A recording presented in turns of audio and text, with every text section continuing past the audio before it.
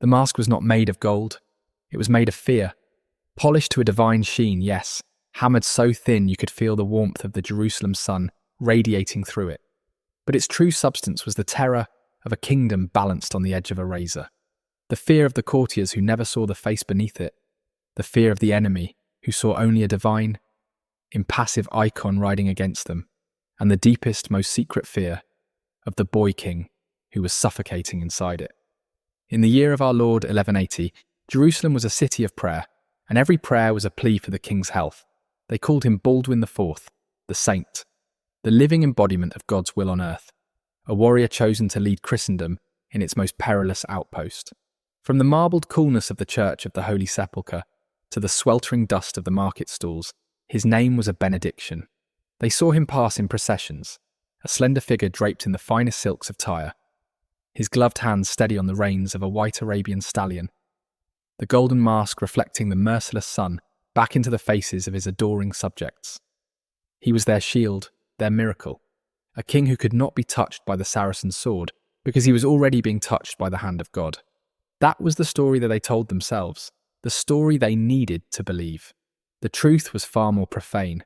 The truth began not with the hand of God, but with a simple, terrifying numbness. The truth was a secret kept in the deepest, most shadowed chambers of the royal palace, a truth whispered only by the rustle of a silk curtain, the quiet closing of a heavy door, the metallic click of the mask's latch in the dead of night. The palace during the day was a theatre of piety.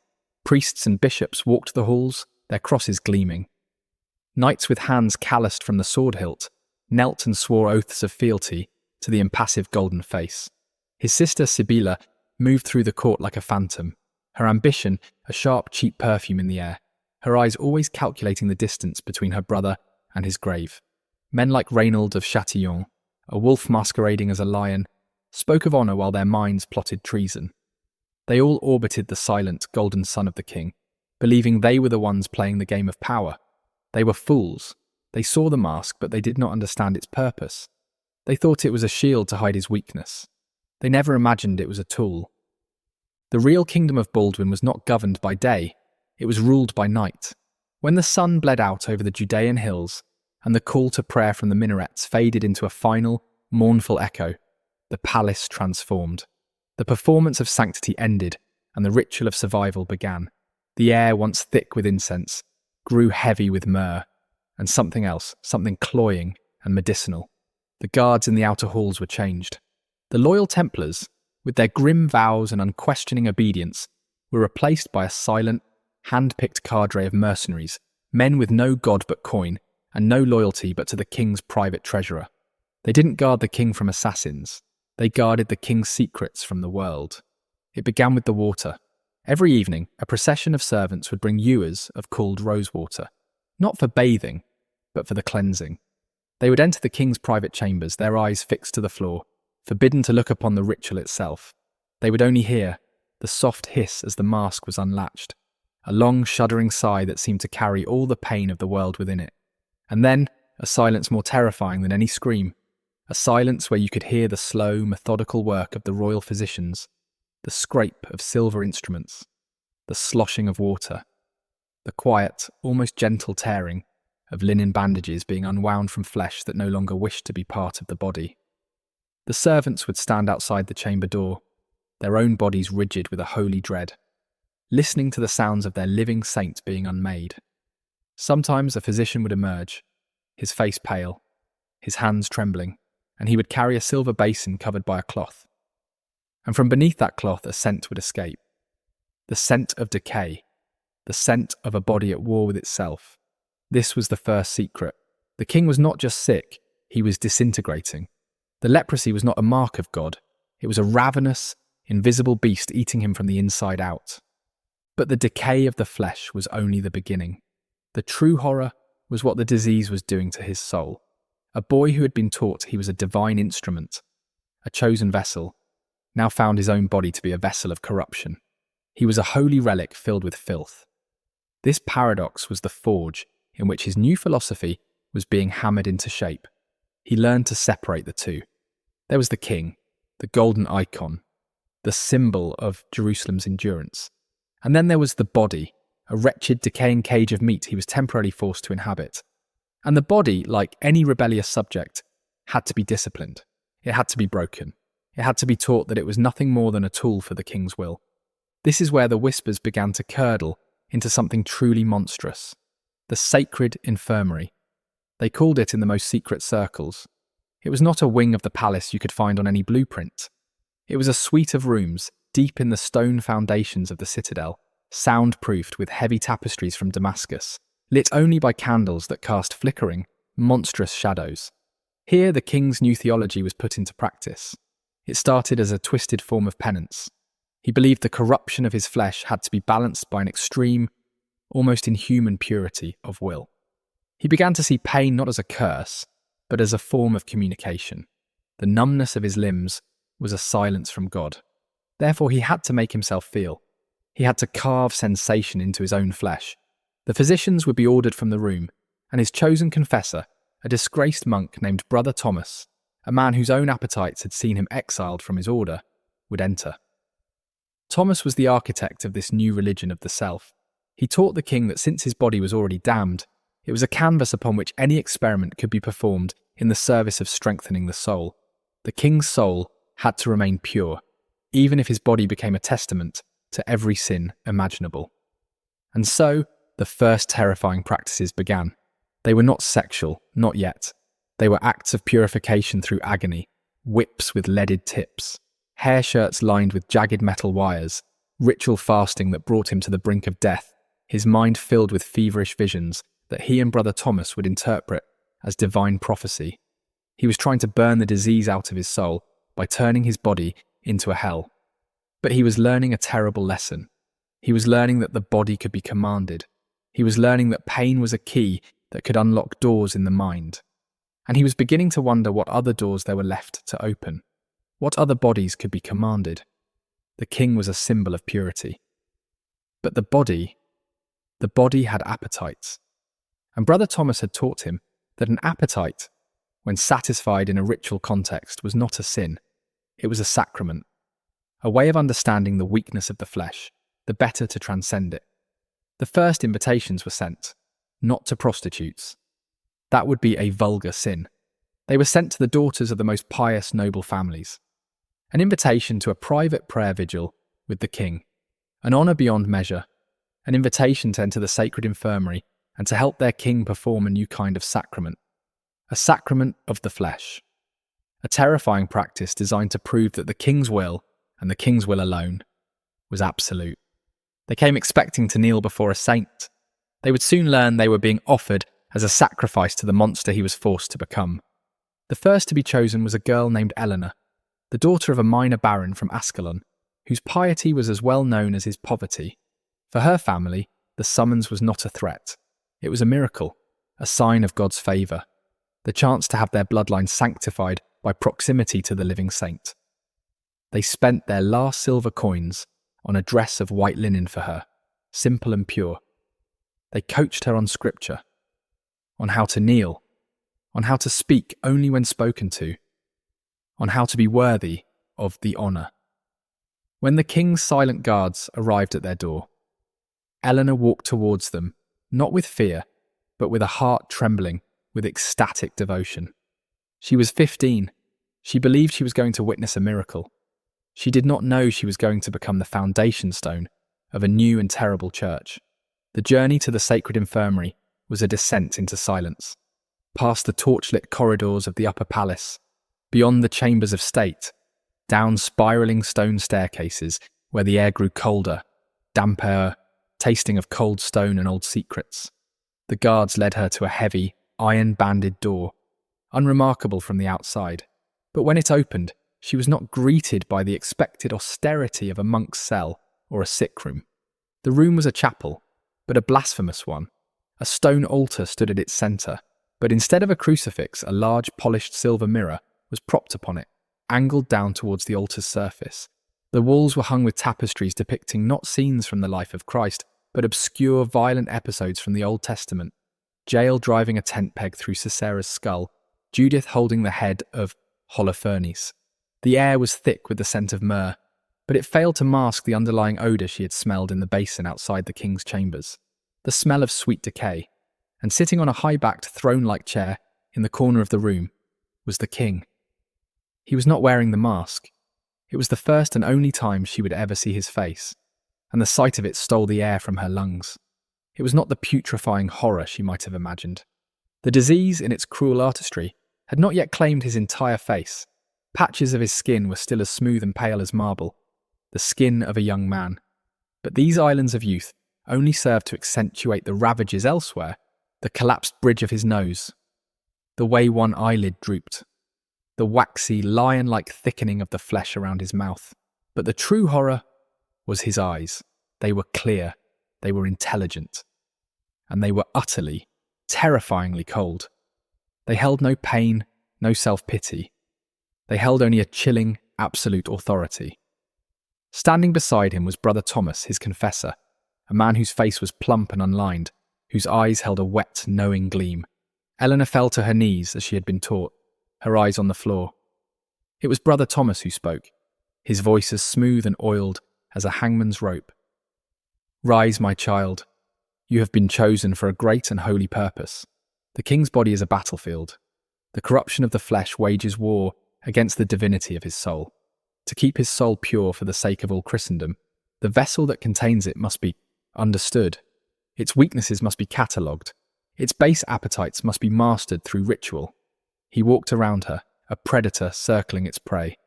The king cannot afford sin, therefore his actions cannot be sinful. They are theology. Tonight you will not be a participant in an act of the flesh. You will be an instrument in a sacrament, the sacrament of transference. He paused, letting the words hang in the dead air. The king's body is rife with corruption.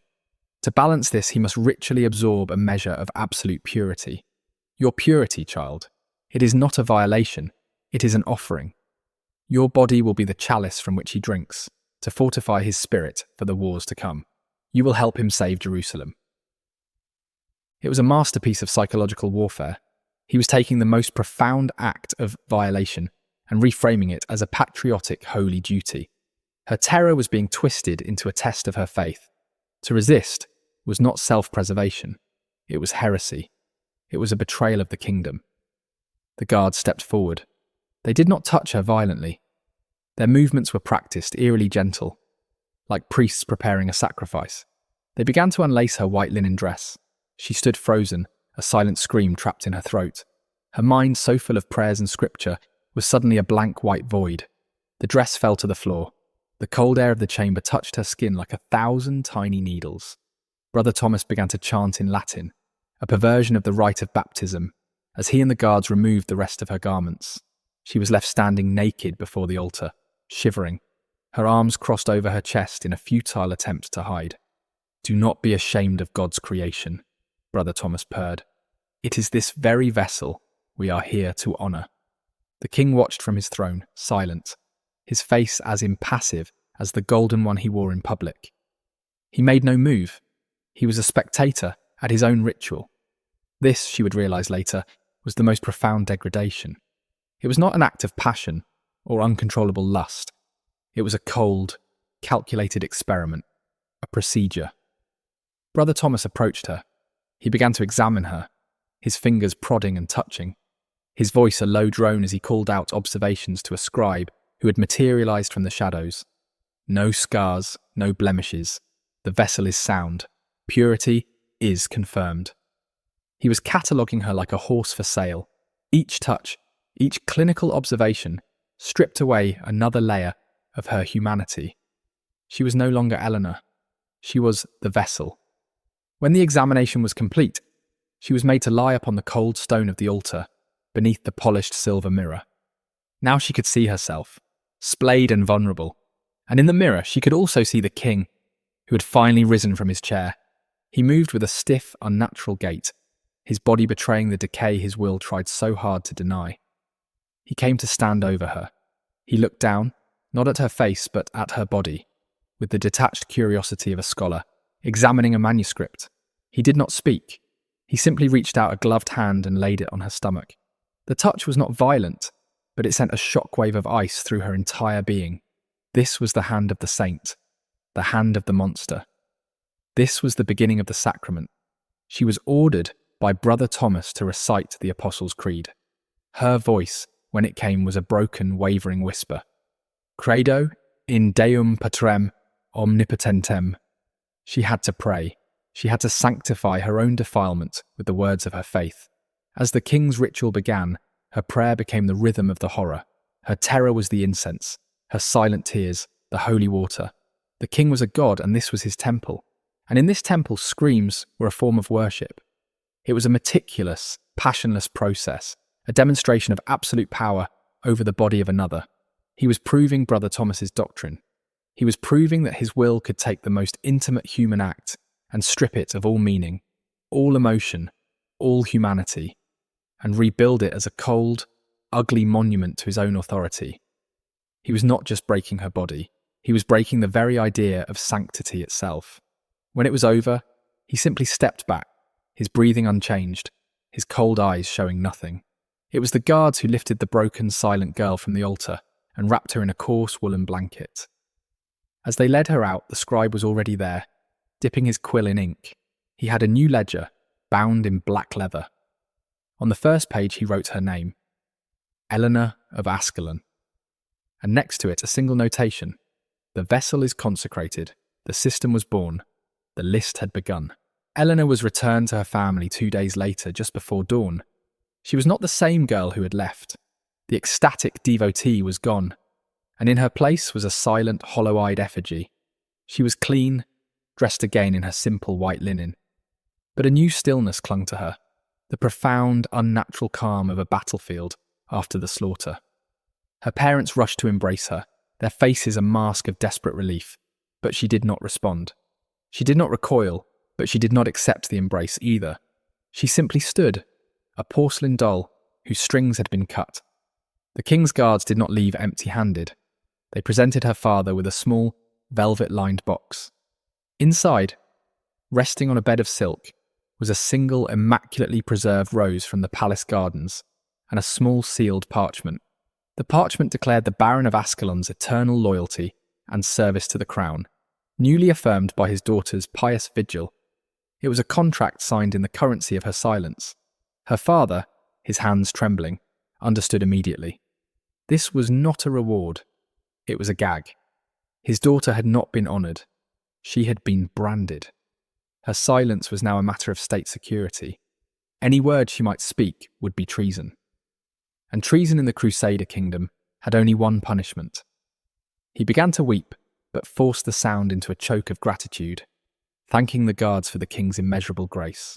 The family learned to live around her silence. They celebrated the honour publicly, weaving a frantic, glittering lie for their neighbours and rivals. They spoke of the king's holiness, of the divine light in their daughter's eyes, even as those eyes stared into a distance they could never hope to comprehend. Eleanor became a living relic in her own home, a testament to a miracle no one dared to question. Her presence was a constant, screaming reminder of the price of royal favour. Back in the palace, Brother Thomas was refining his theology. He presented the sacrament as an unmitigated success. He reported to Baldwin that the girl's purity had been a potent balm, a spiritual transference that had visibly fortified the king's resolve. The king, however, had felt nothing. The numbness of his flesh was a barrier that no sensation, pleasurable or painful, could truly breach.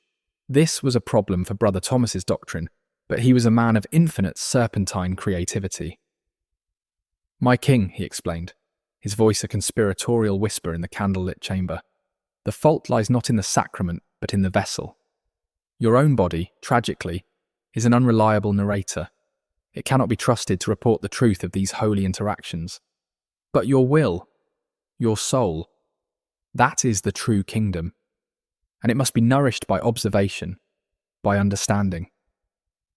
A new theory began to form, more perverse than the last: the sacrament of the witness. If the king could not feel, he would see. If his body was dead to sensation, he would use the bodies of others as his eyes, his nerves, his instruments. He would become a divine spectator, a high priest observing the frailties and convulsions of the flesh from a position of sanctified detachment. By watching sin, by commanding it, by dissecting it with his gaze, he would rise above it. He would not participate in the messiness of the flesh. He would orchestrate it. This required an expansion of the program. The sacred infirmary grew. Adjoining rooms were cleared, their doors reinforced, their windows bricked up. One room was designated the Chamber of Mirrors, its walls lined with polished silver, creating an infinite repeating vista of every act performed within it.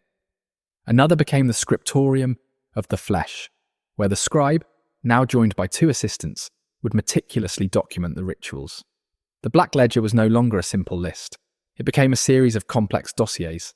Potential candidates from the noble families were now studied for weeks. The scribes noted the father's ambition, the mother's piety, the family's debts. They looked for the perfect combination of public honour and private desperation. They were building a library of human weakness. The invitations now went out in pairs. 2 sisters from a noble house in Tripoli, renowned for both their beauty and their inseparable bond. The official reason was a request for them to jointly embroider a new banner for the king's personal guard, a task that required them to reside in a secluded wing of the palace for a month. It was an honour their father, a man desperate to gain the king's favour in a trade dispute, could not refuse. Their names were Adela and Isabel. When they were brought to the newly christened Chamber of Mirrors, the ritual was different. Baldwin was already there, seated on his throne, the golden mask back in place, rendering him a silent, divine idol. Brother Thomas explained the new sacrament. "One of you," he said, his eyes glittering as he looked from one terrified face to the other, "will be the offering. The other will be the witness. The offering will perform a service for a servant of the court, a man of great physical strength but humble spirit, chosen for this rite." He gestured to the shadows, and a mountain of a man stepped forward, a brutish stable hand, chosen for his simple mind and powerful body, his eyes wide with a mixture of fear and base excitement. "The witness," Brother Thomas continued, "will watch. She will observe the weakness of the flesh. She will describe to the king everything she sees, every detail, every sound, every tear. She will be the king's senses. And then," he smiled, a slow, terrible stretching of his lips, "your roles will be reversed." This was the true genius of his cruelty. He was not just breaking them individually, he was using their love for each other as the hammer. He was forcing them into the dual roles of victim and tormentor. Adela the elder chose to be the offering first, a desperate, noble attempt to shield her younger sister. She was laid upon the altar, the stable hand brought to her. But the true violation was directed at Isabel. She was forced to stand beside the king's throne and narrate her own sister's degradation. The king's masked face was turned towards her, and she had to speak, her voice cracking, describing the horror, transforming it into words for the impassive God beside her. When she choked on a sob, Brother Thomas would prod her gently. The king must understand. Describe her breathing. Describe the look in her eyes. Be his vessel of perception. The mirrors ensured there was no escape. Everywhere she looked, she saw 1,000 reflections of her sister's agony, 1,000 versions of her own helpless, horrified face. She was drowning in the image of her family's destruction. Then, as promised, the roles were reversed. The broken Adela was forced to her feet and made to stand where her sister had stood, and Isabel was placed upon the altar. Now it was Adela who had to find the words, her voice a dead, hollow rasp, as she was forced to watch and to narrate the breaking of her sister. It was a symphony of methodical, psychological annihilation. The king never spoke. He never moved. He just sat. The golden mask a blank canvas, onto which the girls projected all their terror, all their ideas of a wrathful, silent God. He was absorbing their pain not through his skin, but through his eyes and ears, filtering it through the exquisite cruelty of Brother Thomas's system. The scribe's quill scratched frantically in the adjoining room, capturing it all. New columns were added to the ledger. Inter-subject dynamic. Level of empathic distress. Efficiency of narration. The sacrament was complete. The theology was proven. The king's system was no longer just about breaking individuals. It was about learning how to unmake the very bonds of love and loyalty that held the world together. The return of Adela and Isabel to Tripoli was a carefully orchestrated piece of theatre. Unlike Eleanor's silent trauma, the sisters returned radiating an aura of beatific calm. Brother Thomas had spent a week coaching them, recrafting their narrative. He taught them that what they had endured was not shame, but a holy trial, a mystical union with the king's suffering that had elevated them above the petty concerns of the mortal world. They were no longer mere noble women. They were priestesses in a new and exclusive cult of sacrifice. Their father, overwhelmed by the favour shown to his house, found his trade dispute miraculously resolved. The king had granted him a monopoly on the silk trade from Damascus. The price for this immense wealth was the placid, unnatural smiles of his two daughters. He accepted the terms without question. The story of their divine retreat spread through the nobility like wildfire, a tantalizing whisper of the king's profound and mysterious piety. It became the ultimate status symbol, a mark of supreme favour. Ambitious fathers and scheming mothers now began to manoeuvre, to hint, to bribe court officials, hoping that their own daughters might be chosen for a vigil with the king. Brother Thomas had achieved the unthinkable. He had made the path to the torture chamber a desirable one. The waiting list for the sacred infirmary became longer than the list for an audience with the Patriarch of Jerusalem. The system was now self-perpetuating. It fed on the ambition and greed of the very people it was designed to control. The rituals in the Chamber of Mirrors grew more elaborate, more psychologically complex. Brother Thomas, now the undisputed high priest of this dark religion, introduced new variables into his experiments. He began to explore the corrupting power of complicity. A powerful knight, known for his unbending code of honour, was brought to the chamber. He was not a victim, but an observer. He was made to stand guard while the daughter of his own sworn feudal lord was put through the sacrament of the witness with a common mercenary. The knight stood there, his hand on the hilt of his sword. His jaw clenched so tightly, a muscle pulsed in his cheek, his entire being screaming in silent protest. But he did nothing. To interfere would be to defy the king. His inaction, his silent, statuesque complicity, was a more profound betrayal of his oaths than any act of open treason. Afterward, Brother Thomas would console him, explaining that his obedience in the face of such a trial was the highest form of loyalty. The knight left the chamber a broken man, his honour a hollow shell, but he was now bound to the king's secret by a chain of shame stronger than any forged in iron. His silence was guaranteed. The true masterpiece of this new doctrine was the introduction of the mothers. A noblewoman from Antioch, a matron known for a fierce, protective love for her only daughter, a girl of 14 named Constance, was summoned to the palace. She arrived with her daughter, believing they were to consult with the king's physicians about a rare herb for the girl's recurring fevers. They were separated. The mother was taken to a small, dark antechamber adjoining the Chamber of Mirrors. A narrow slit, concealed by a tapestry, had been cut into the wall. Brother Thomas stood with her in the darkness. "Your daughter's fever is not of the body," he whispered, his voice a venomous balm. "It is a weakness of the soul, but she can be purified.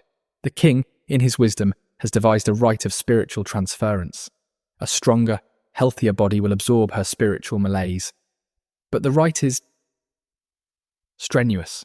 Her faith will be tested. Your faith will be tested." Through the slit, the mother watched as her daughter was led naked into the Chamber of Mirrors. She saw the altar. She saw the stable hand.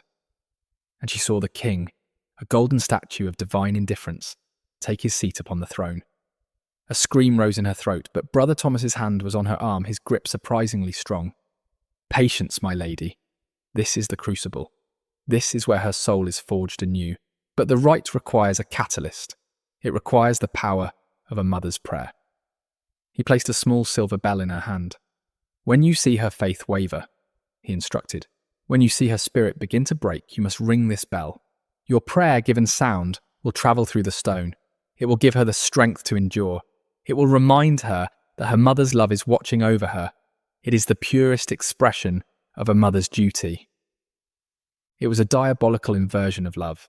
He was weaponizing her maternal instinct, transforming her into an active participant in her daughter's torment.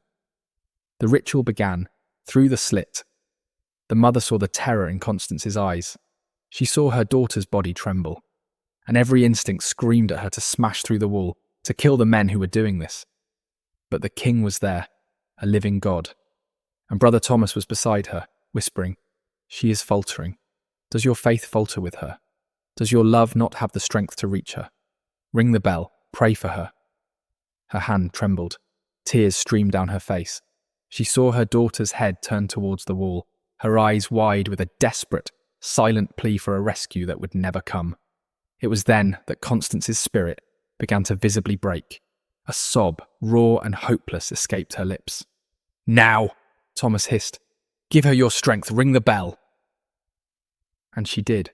The small, clear sound of the silver bell pierced the thick silence of the antechamber. Inside the chamber of mirrors, Constance heard it. She heard the sound of her mother's prayer and thought it was a signal of abandonment, a sign that her mother approved, that this was God's will.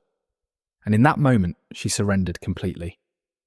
She went limp on the altar, her mind retreating to a place where nothing could touch it. The mother in the antechamber collapsed, a keening animal sound of grief tearing from her throat. She had not saved her daughter. She had, with her own hand, rung the bell that signalled the death of her soul. She was now more than a witness. She was an accomplice. The secret was now hers to keep, a cancer that would consume her from the inside out. The scribe in the next room noted the event with clinical precision. Instrument C, maternal bell, has proven highly effective in accelerating subject submission. Recommend standardization for future rituals. The system was evolving. It was learning. It was becoming more efficient in the art of destroying human beings, not just their bodies, but the very essence of their love for one another. The infirmary was no longer just a place of ritualized abuse. It had become a laboratory for the study of despair. The sacred infirmary now operated with the cold efficiency of a royal ministry.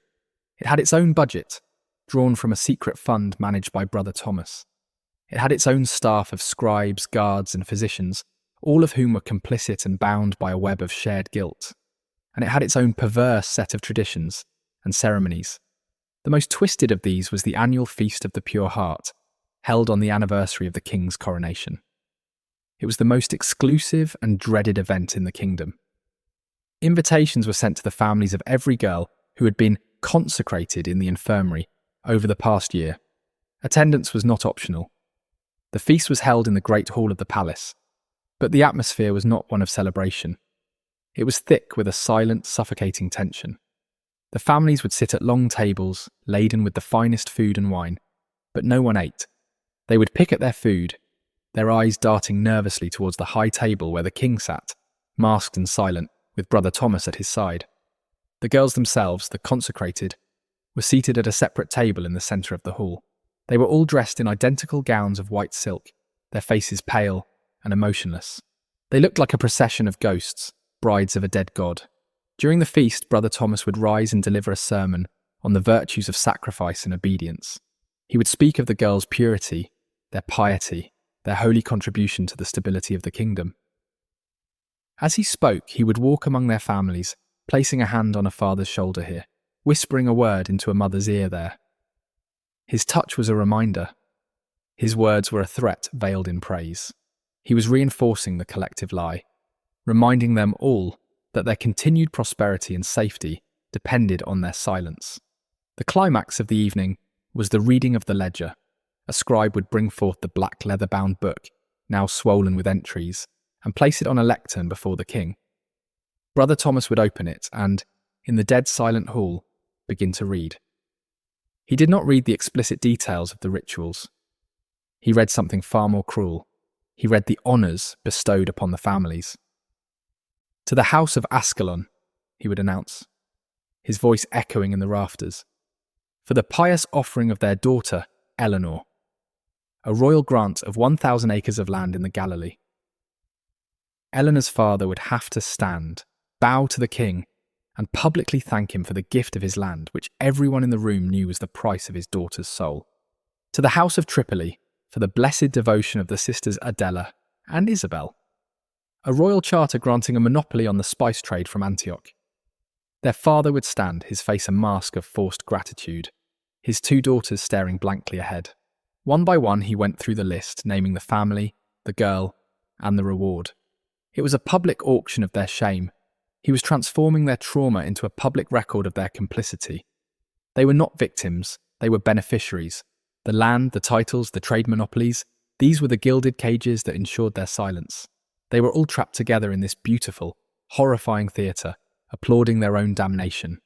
Any sign of grief, any hint of dissent, would be seen by every other family in the room as a threat to their own fragile arrangement. They policed each other, their shared guilt a more effective prison than any stone wall.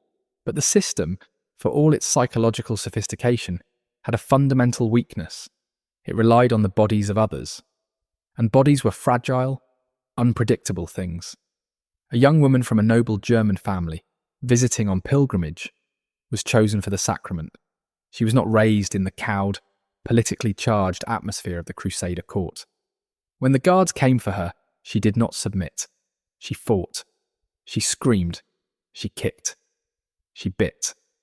In the struggle, one of the guards, a brutish man named Godric, struck her in the face to silence her. He hit her too hard. The girl's head struck the stone floor with a sickening crack. She was dead before they got her to the altar.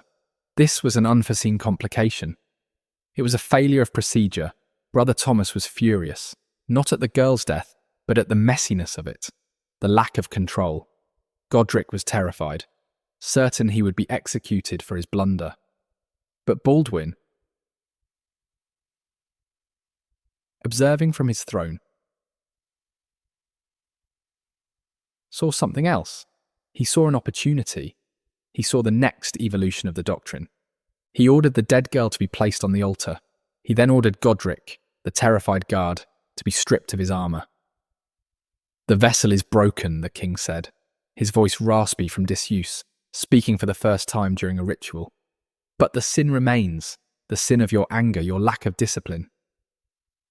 Brother Thomas watched, his eyes wide, as the king improvised. "The sin must be purged," Baldwin continued. "It must be grounded. The flesh is an anchor for sin. Her flesh can no longer serve. Yours will have to do." Godric was forced onto the altar with the body of the girl he had killed. Another guard, a man who was Godric's sworn brother-in-arms, was ordered to perform the sacrament on him. It was no longer about purity or witnessing or complicity. It had evolved into something new, a sacrament of punishment, a ritual of pure nihilistic degradation where the lines between victim, perpetrator, and observer dissolved completely. The guard, weeping with shame and horror, had to violate his friend alongside the corpse of the woman his friend had murdered, all while the king watched, his masked face betraying nothing. The scribe's quills flew across the parchment, documenting this new horrific liturgy. The infirmary was no longer just a laboratory of despair. It was now a crucible where new forms of cruelty were being invented.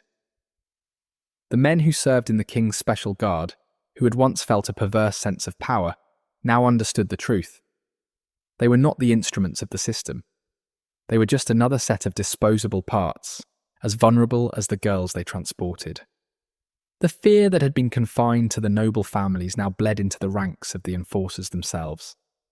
The king was proving that his power was absolute. No one was safe. Everyone was a potential vessel. Everyone was a potential sacrifice on the altar of his inscrutable will. The circle of complicity and terror was now complete. The death of the German pilgrim and the subsequent ritual with the guard, Godric marked a profound shift in the infirmary's purpose. The pretense of theology, thin as it had always been, began to evaporate completely. The rituals were no longer cloaked in the language of purification or spiritual transference. They became raw, undisguised expressions of power and nihilism. Baldwin, his body now in a state of advanced decay, his gloved hands often trembling with a palsy he could not control, seemed to be racing against his own physical dissolution. It was as if he needed to prove that as his body failed, his will could become ever more absolute.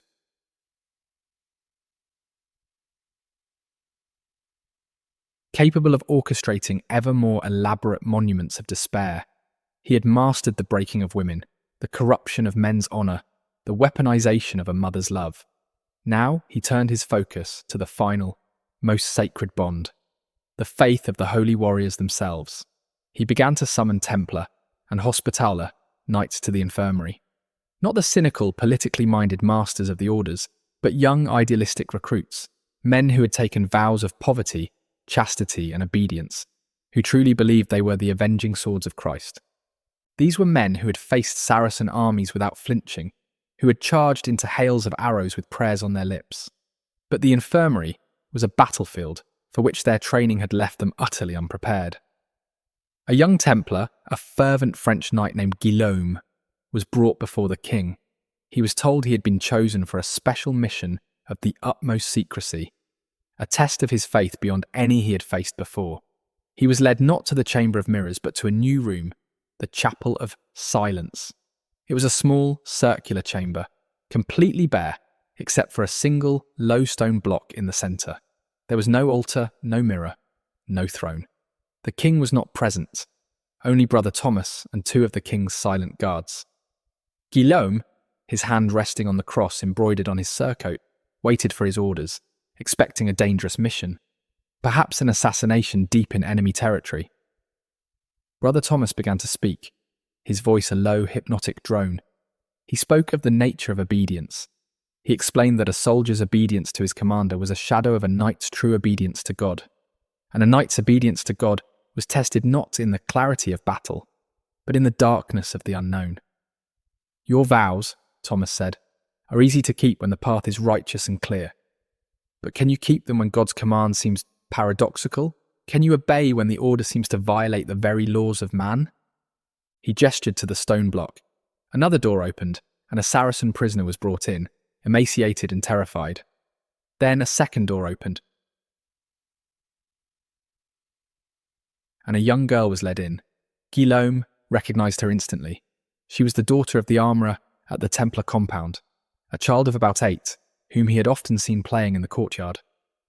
The king, God's chosen instrument on earth, has a command for you, Thomas said, his voice dropping to a whisper. He commands you to prove your ultimate faith. He commands you to defile the infidel. He handed Guillaume a knife, its blade wickedly sharp. Then, Thomas continued, his eyes gleaming, he commands you to do the same to the child.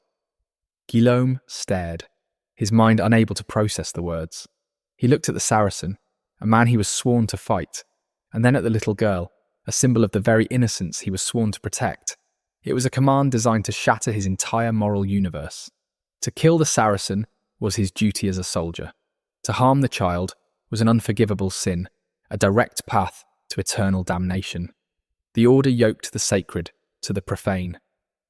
It is a test, Thomas hissed, seeing the conflict in the knight's eyes.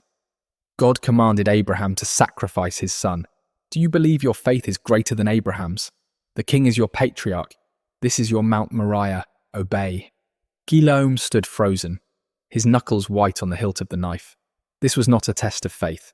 It was a demand for blasphemy. It was an order to destroy his own soul. He looked from the prisoner to the child, and in that moment of profound moral crisis, he made a choice. He dropped the knife. It clattered on the stone floor. He turned to Brother Thomas. I serve God, Guillaume said, his voice shaking but clear. And my God does not give such commands. This is the work of the devil. It was the first time anyone had ever refused, the first time the system had encountered an obstacle it could not overcome with psychological manipulation. For a moment, there was a stunned silence in the chapel. Brother Thomas's face contorted in a mask of fury. This was a failure of his doctrine, a rejection of his power. He signalled to the guards. They seized Guillaume. But the Templar did not resist. He had made his stand. He was dragged from the room, and he knew he would never see the sun again. But he had won. He had proven that there was a limit to the king's power, a core of human decency that the system could not break. The news of Guillaume's refusal, though suppressed, rippled through the secret corridors of the palace. It was a hairline crack in the monolithic facade of fear. The king, when informed, did not fly into a rage. Instead, a terrifying new thought process began. The system had failed because it had relied on an individual's choice. Guillaume had been given an order and had been allowed the agency to refuse it. This, Baldwin realised, was a flaw in the design. The next stage of the system would have to eliminate choice entirely. The rituals would no longer be a test of will, but a purely mechanical process. The human element, with its unpredictable morality, had to be removed. He summoned his chief engineer, a reclusive Syrian Christian who specialised in hydraulics and clockwork mechanisms, and gave him a new, secret commission. He was to build a series of prayer automata for the king's private chapel. Machines of wood and bronze, capable of performing complex repetitive motions. The engineer, believing he was serving the king's piety, set to work building his mechanical monstrosities. The sacred infirmary was about to enter its final and most inhuman phase. The king was no longer content to command the bodies of others. He was now building a machine to do the work for him, a mechanical system of violation that would operate without passion, without malice, and, most importantly, without the possibility of disobedience. The last vestiges of humanity were being systematically purged from the process. The horror was about to become automated. The engineer, a man named Elias of Damascus, worked in a locked workshop deep beneath the citadel, a place that even Brother Thomas was forbidden to enter. Elias was a genius, a master of gears and counterweights, of cams and levers. He believed he was crafting marvels for the glory of God and his saintly king. He was told the devices were to be used in elaborate passion plays, recreating the trials of the martyrs for the king's private contemplation. He built what he was asked to build, his mind consumed by the intricate beauty of the mechanisms, never once questioning their ultimate, horrific purpose. He designed articulated limbs of bronze, powered by slowly descending stone weights that could be calibrated to move with terrifying force or unsettling gentleness. He crafted hands of carved hardwood, with joints that could be tightened to an unbreakable grip. He devised systems of leather straps and iron manacles integrated into reclining platforms, all controlled by a central console of polished brass levers. He was, piece by piece, building a mechanical infrastructure for atrocity. When the machines were complete, they were installed in the newly designated Chamber of Unwavering Prayer.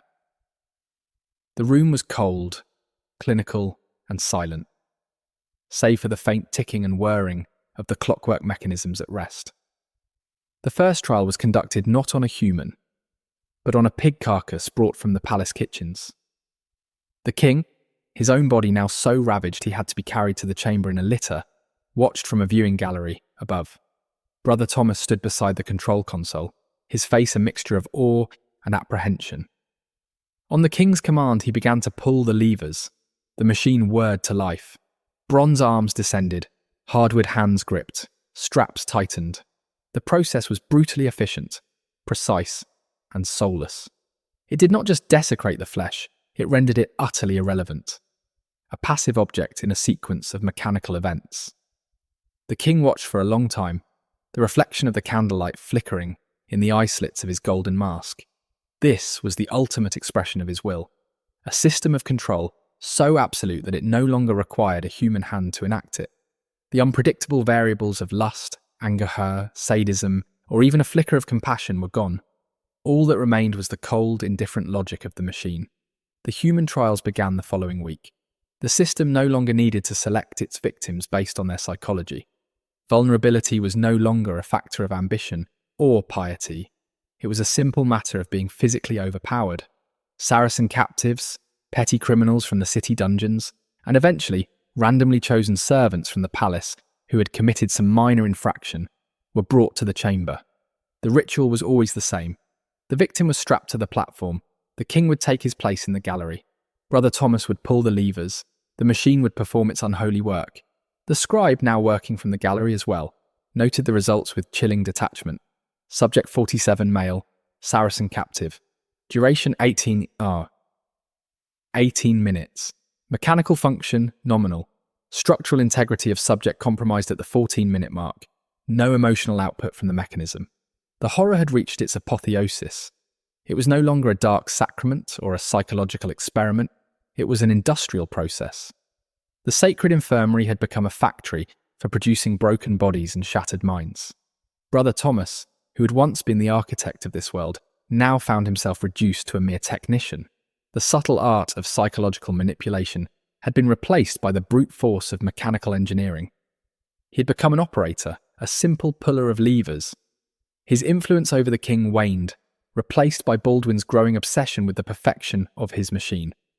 The king would spend hours with the engineer Elias, suggesting refinements, new attachments, more complex sequences of movement. Elias, still blissfully ignorant, saw only a royal patron with a keen and pious interest in mechanical theology. He was proud of his work, proud of the way his creations could emulate the sorrowful passions with such lifelike precision. The final and most insane project was the construction of the Iron Angel. It was a life-sized automaton, vaguely female in form, crafted from bronze and steel. Its clockwork heart was a masterpiece of complexity, capable of driving its limbs through 100 different pre-programmed motions. It was Baldwin's ultimate vision, a perpetrator that could not sin because it had no soul, a victim that could not suffer because it was not alive, and an act of violation that could be endlessly repeated without consequence. It was the complete and final negation of humanity. But the body of the king was staging its own rebellion. The disease, which had for so long been held at bay by the sheer force of his will, was now launching its final assault. He grew too weak to leave his chambers, the golden mask now a permanent fixture, as his facial features disintegrated completely beneath it. His commands to the infirmary became more sporadic, relayed through messengers. The system he had built to be a monument to his absolute will was now operating largely without him, a mindless machine grinding on in the bowels of the palace. The end came for him not on a battlefield, nor at the hands of an assassin, but in the suffocating quiet of his own bedchamber. His physicians could do nothing but watch as the last of his strength ebbed away. In his final, lucid moments, he did not ask for a priest. He did not ask for his sister Sibylla, who was already manoeuvring to seize his throne. He asked for the engineer, Elias.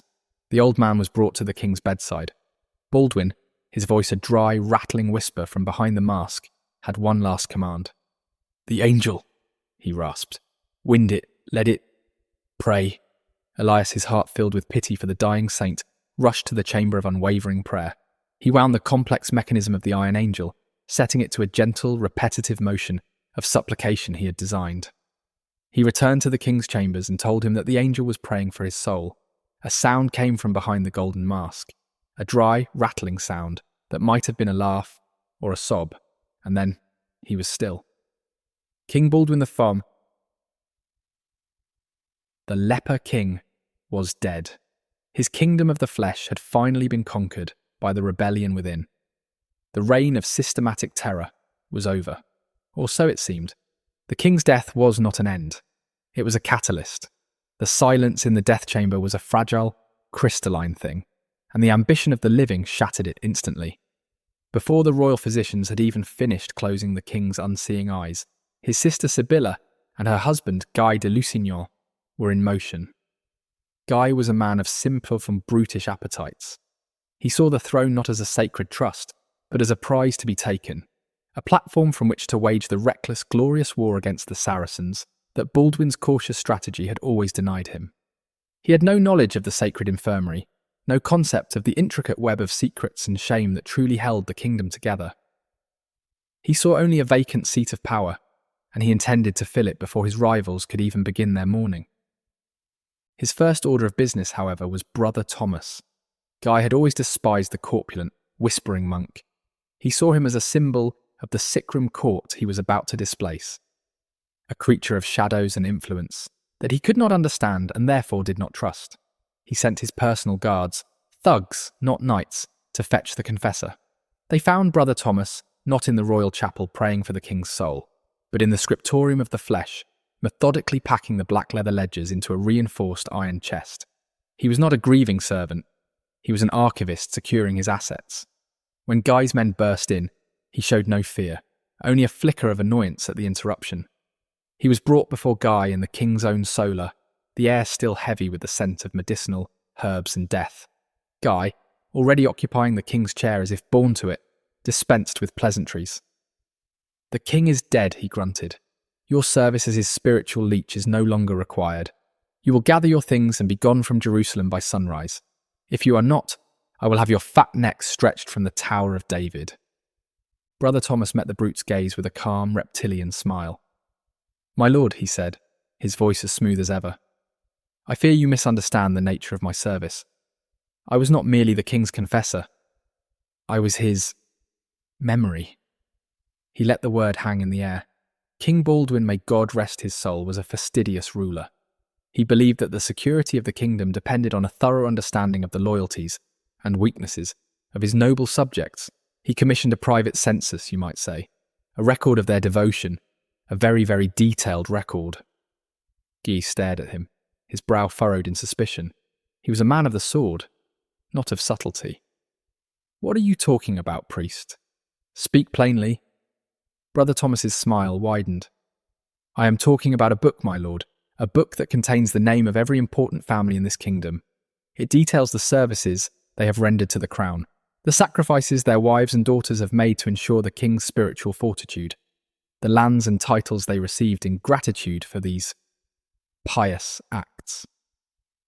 The blood drained from Guy's face. He was not a fool.